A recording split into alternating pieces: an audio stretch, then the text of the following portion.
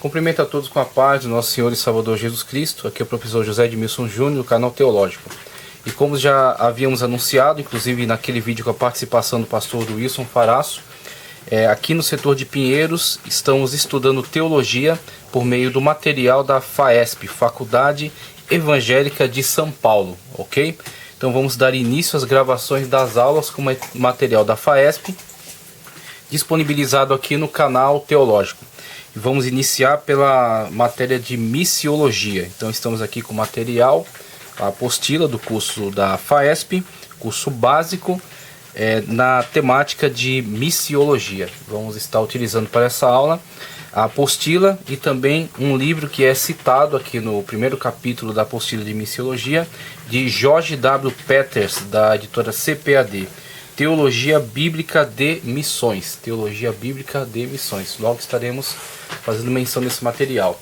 Eu recomendo como metodologia de trabalho aqui para o nosso curso que você adquira um caderno, ok? Está aqui o meu caderno, FAESP, Núcleo Pinheiros, professor José Edmilson, do canal Teológico. Então temos aqui um caderno onde vamos fazer um passo a passo esquematizado para a nossa memória, ok? Para estarmos memorizando os conteúdos necessários aqui para o estudo da matéria de missiologia. Então, para que nós não venhamos a esquecer aquilo que estamos estudando, nós vamos estar registrando tudo isso no caderno para que você possa estar revisando e possa estar memorizando tudo aquilo que está sendo ensinado, ok? Então, estamos aqui com o nosso material. Curso da FAESP, Núcleo Pinheiros, setor 34, professor José Edmilson Júnior, do canal Teológico. A matéria é Missiologia.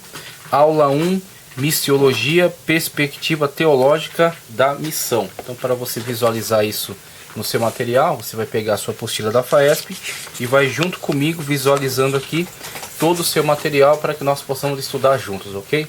Então, temos aqui o sumário, com 4 capítulos, o primeiro sendo Missiologia, Perspectiva Teológica da Missão, como eu coloquei ali nas nossas anotações. Para o capítulo 2 temos definições dos termos, conhecendo os termos e seus significados. O 3 será o Deus das Missões, uma visão missionária na Trindade. Extraordinário, né? Ver a relação entre as pessoas divinas da Trindade, o Deus triuno e as missões. Qual é a relação entre Pai, Filho e Espírito Santo com a obra missionária? O que isso nos desperta em relação às nossas obrigações, em relação à nossa capacitação para a atuação na área missionária. O 4, que encerra, tá certo, esse estudo na área de missiologia, é Bíblia, o livro missionário. Bíblia, o livro missionário. Uma perspectiva bíblica de missões, quando nós estaremos vendo mais aprofundadamente, ok? Toda a fundamentação bíblica para a atuação missionária da igreja. O seu chamado, a sua obrigação para com as missões, como a Sagrada Escritura fundamenta, então, toda essa nossa atuação na área da missiologia. Na introdução, eu destaquei alguns pontos importantes aqui. Você vai fazer a leitura em casa, ok? Com seu material, sua apostila de missiologia da FAESP. Você vai fazer a leitura do texto relacionado aqui à introdução, páginas 4 e 5. É interessante você destacar aqui esses objetivos de quem verdadeiramente é a missão. 2. Em que consiste essa missão? 3. O que realmente é ser igreja? 4. Para que serve a igreja? 5. A igreja vem antes ou depois da missão? Então, o texto, juntamente com esses destaques que já são colocados aqui, e que nós trabalhamos aqui na parte que eu coloquei como introdução, tá? Então, temos aqui introdução, e eu destaquei aqui alguns pontos relevantes do texto da introdução da sua apostila, que eu quero estar falando, quero estar esclarecendo melhor aqui com vocês. Então, vamos para esses destaques após a leitura que você vai fazer em casa da parte da introdução na apostila de missiologia da FAESP.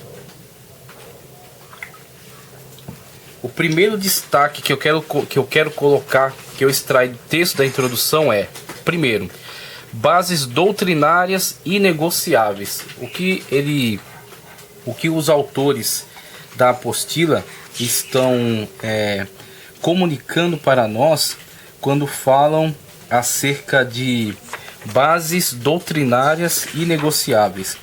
Nós estamos atravessando um período no qual muitas grandes personalidades do mundo teológico, do mundo eclesiástico e muitas igrejas, muitas instituições têm, na verdade, se desviado de seu propósito. Então, infelizmente, isso tem sido observado e isso é alertado pelas Sagradas Escrituras com o termo apostasia, tá certo? Que é o naufrágio da fé, o abandono da fé cristã autêntica, a fé cristã genuína em conformidade com as Sagradas Escrituras.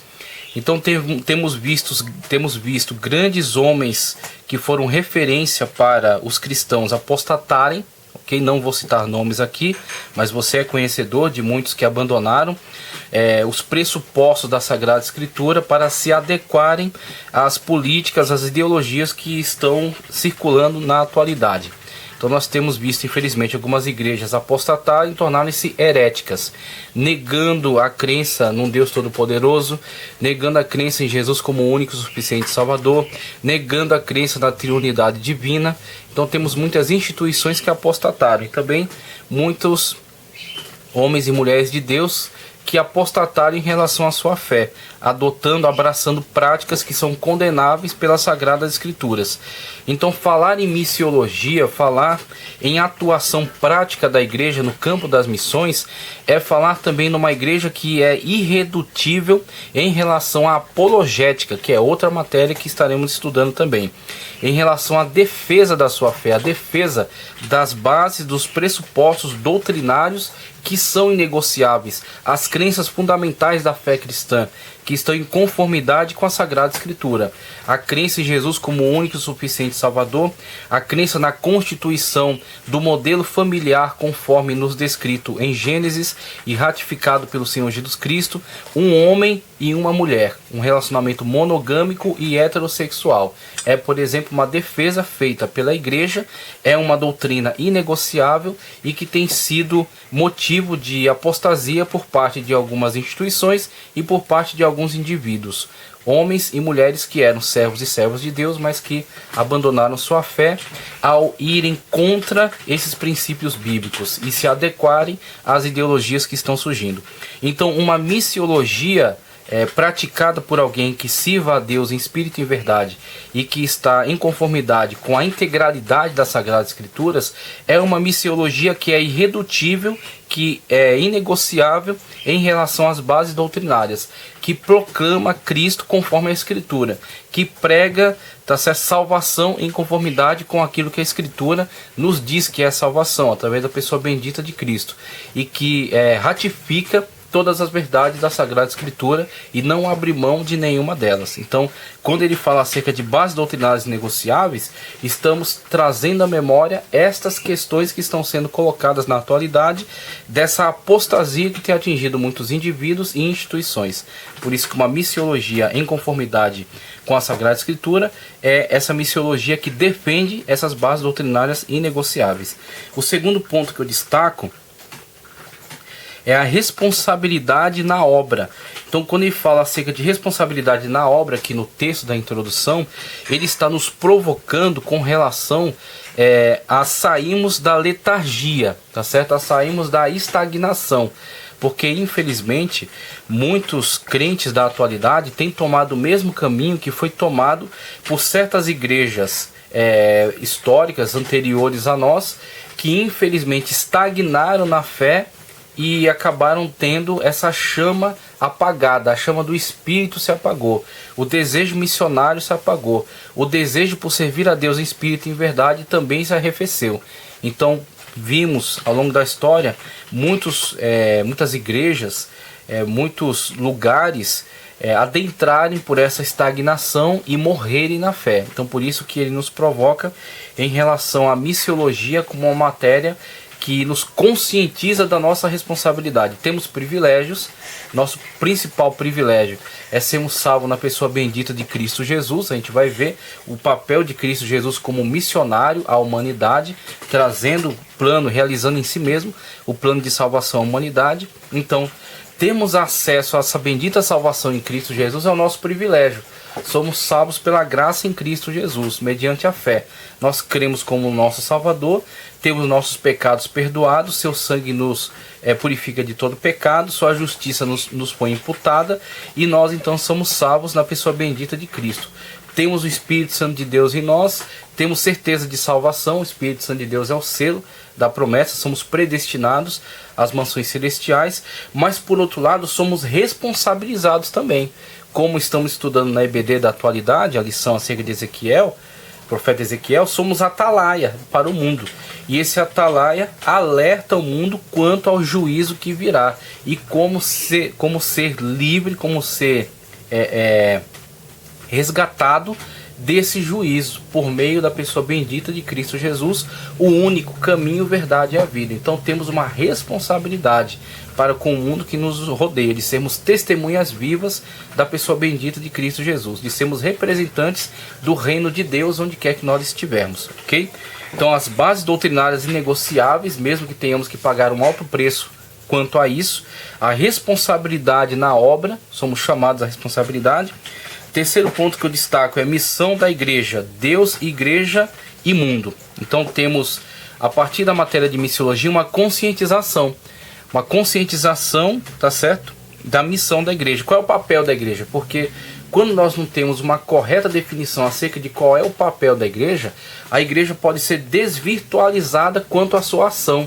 A igreja não é um clube, a igreja não é um local de assistencialismo, a igreja não é um palanque político, a igreja não é simplesmente uma reunião de cavalheiros e damas que não tem mais o que fazer e se reúnem para bater um papo. A igreja não é lugar para exibição de talentos ou de intelectualidade. A igreja tem uma missão a cumprir, e a missão da igreja está relacionada à missão que foi desempenhada por Jesus Cristo quando veio a nós, trazer salvação à nossa vida. E nós, tendo recebido a Jesus como nosso Salvador e sendo eleitos por Ele, sendo capacitados por Ele e tendo o Espírito Santo de Deus em nós, que nos capacita e que nos conclama, temos agora uma missão para com o mundo. Do jeito que Cristo veio para nós e nós estamos salvos na pessoa bendita dele, somos por Ele e pelo Espírito Santo de Deus, como lá em Antioquia separou a Paulo e Barnabé para uma grande obra. Também o Espírito Santo de Deus nos levanta e nos conclama para uma grande obra. E Cristo nos ordena: ide a todo mundo, pregar o Evangelho a toda criatura. Então a igreja tem um papel fundamental, que é a pregação do Evangelho de multiformes maneiras. Através do seu ensino, através da sua pregação direta, tá certo? Através da sua presença nas diversos locais de comunidade, através da transformação de vidas por meio da pregação do Evangelho. Cristo disse: vós estáis limpos pela palavra que vos tenho falado. Então nós temos aí um processo de transformação de vidas, e esse é o papel fundamental da igreja. A igreja causa um impacto social que nenhuma outra instituição pode causar. Nenhum local de reformatório, onde tem pessoas que eram viciadas e estão lá para tratamento, elas têm um papel importante a desempenhar, mas não desempenham o papel e nem geram o mesmo impacto que a igreja gera, que a igreja desempenha. Você tem locais de assistencialismo que são importantes, fundamentais, mas nenhum deles traz a transformação de vidas que a igreja traz através da pregação do Evangelho sadio, comprometido com as bases doutrinárias inegociáveis, ok? Então temos aí essas situações de destaque. O papel, a missão da igreja em relação a Deus, a ordem, a ordenança que recebemos da parte de Deus, o nosso compromisso para com Deus. Em relação a si mesma, qual é a sua função no mundo, para não ser desvirtualizado da sua função e tornar-se outra coisa, tornar-se um clube, tornar-se um local apenas de reunião para pessoas discutirem, debaterem ou exporem a sua intelectualidade. Não, a igreja tem uma missão a cumprir, ela tem essa responsabilidade para com Deus, para consigo mesma, de não permitir que seja desviada da sua função, e para com o mundo, de ser proclamadora do Evangelho de Cristo, de ser baluarte da verdade, de ser resistência à situação de piora, tá certo? A situação de degradação da sociedade.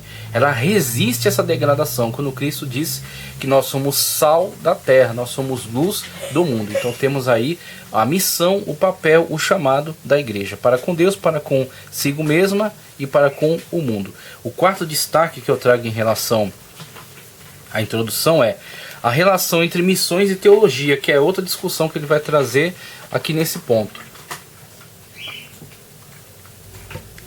Então ele começa a discutir aqui na introdução e vai desenvolver ela no capítulo 1 de uma forma bem mais abrangente, mas só trazendo aqui um primeiro enfoque, nós temos uma relação de muita proximidade, uma relação de muita importância entre a teologia, que ele até coloca aqui como uma base teórica, tá? E a missão como uma atuação prática, tá? Então a teologia investiga as bases doutrinárias, investiga a melhor metodologia, tá certo? Investiga o histórico de atuação da igreja. Então a teologia faz uma investigação teórica e capacita estes e estas integrantes da igreja com esta base teórica para uma aplicação prática, tá certo? Então temos aí uma teologia da missão. Temos então uma missiologia que investiga a Sagrada Escritura em busca de tudo aquilo que está relacionado e que pode e deve contribuir para uma atuação missionária forte, uma atuação missionária presente. Então temos aí uma relação entre missões e teologia a partir de uma base de teoria e prática, ok? Então temos aí relação entre missões e teologia. O quinto destaque que eu trago é definição de termos relacionados. Então ele está esclarecendo que na continuidade da matéria vamos estudar os termos relacionados à área de missiologia e entender, tá certo, qual é a aplicação desses termos. O sexto ponto que eu destaco é o histórico das missões, que também estaremos estudando aqui, estaremos analisando o histórico das missões para sabermos acertos e erros e vermos quais os referenciais que podemos trazer para nós na atualidade, tá? William Carey, por exemplo, um grande nome das missões, então vamos estudar um pouco dessa base teórica. 7. Missão transcultural, entender qual a importância, qual o impacto dessa proposta, tá, da missão transcultural. A própria palavra ela já nos desperta para o que ela vai analisar. Trans, então é transitivo, está transitando, tá? Transcultural, está além da cultura. Você se desloca de uma determinada cultura, você busca interação com uma outra cultura, e para que essa interação seja positiva, você imerge naquela cultura, obviamente selecionando aquilo que é aceitável e desprezando aquilo que não é aceitável a partir dos padrões bíblicos. Então, olhando para os padrões bíblicos, você busca aquilo com que você pode interagir e criar uma ponte de comunicação com aquela cultura. Então vamos ver, por exemplo, o papel de Paulo nessa missão transcultural, como ele de fato adentra a outras culturas e leva para dentro dela aquilo que é essencial para a salvação. Cristo, como ele mesmo diz, não quis saber outra coisa entre vós senão Cristo e este crucificado. É maravilhoso, né? Quando olhamos para a importância do papel transcultural das missões, tá? Capítulo 1 agora. Então você percebeu aqui que a nossa metodologia pegue um caderno, faça aqui as devidas anotações de cabeçalho para você saber o que está estudando. Aula 1, então estamos falando aí de missiologia a partir desse ponto, né, do capítulo 1. Antes dele, estamos analisando a introdução. Fizemos aqui 7 destaques importantes dentro do texto da introdução. E agora estamos indo para o capítulo 1, tá? Cujo título é Missiologia. Capítulo 1, cujo título é Missiologia. Então você vai fazer a leitura.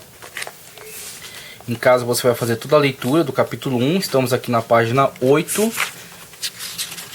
E aí vamos para 1.1, Teologia das Missões, página 9, tá? Página 10, 11, 12 e finaliza na página 13, tá? Então temos aí da página 8 a 13. É o capítulo 1 da nossa apostila. Capítulo 1, cujo título é Missiologia, perspectiva teológica da missão. Primeira frase interessantíssima que eu quero destacar aqui. Nós começamos então onde a missão começa, com Deus. Nós começamos então onde a missão começa, com Deus. Douglas Webster, ok? Deve ser do Enciclopédia Webster. Então temos aí Douglas Webster. Nós começamos então onde a missão começa, com Deus. A partir dessa frase, ele vai trazer alguns destaques e vai começar a discutir este relacionamento entre teologia e missão, para a formação de uma chamada teologia da missão, onde você tem a base, né, para o estudo da missiologia. Então ele vai começar a discutir alguns aspectos relevantes. Você vai ler o texto e eu vou trazer aqui os destaques que eu estou levantando a partir desse texto. Então faça as anotações desses destaques que eles vão te ajudar na memorização do estudo. Você estudar sem fazer isso aqui, você vai perder grande parte do conteúdo, vai acabar esquecendo. Então o primeiro destaque que eu faço em relação ao capítulo 1, temos aqui missiologia, Deus, ponto de partida da missiologia. Deus, ponto de partida da missiologia. Que está dentro daquilo que vimos na frase, né, de Douglas Webster. Começa em Deus. O ponto de partida é Deus. Então, quando estamos colocando desta forma, que o ponto de partida para a missão é Deus, nós estamos refletindo acerca do impulsionador principal para a missão. Então a missão tem como ponto de partida Deus, os seus planos, o seu projeto, a sua ordem, tá certo? E a realização, a concretização desse plano na pessoa bendita de Jesus Cristo e a manutenção desse plano por meio da pessoa maravilhosa do Espírito Santo de Deus, o Consolador, que está presente conosco até a consumação dos séculos. Então temos aí o envolvimento direto de Deus com missões. Então, quando surge aquela frase, que muitos até podem achar que está batida, mas que ela tem uma profundidade, o que queremos dizer quando afirmamos que missões está no coração de Deus? Estamos dizendo que missões é uma prioridade não minha, nem do pastor, nem do teólogo, é uma prioridade de Deus.